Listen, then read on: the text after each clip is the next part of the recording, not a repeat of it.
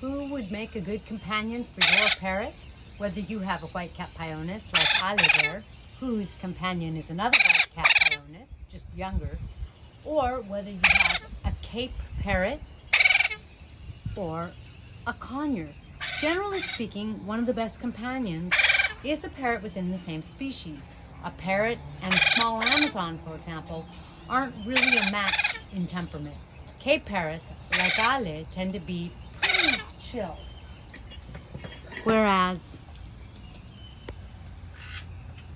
chill, whereas Amazons tend to be pretty loud.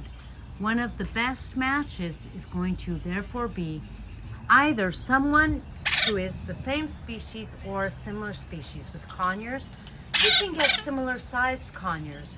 With a Cape parrot, you can get a similar sized African continent parrot.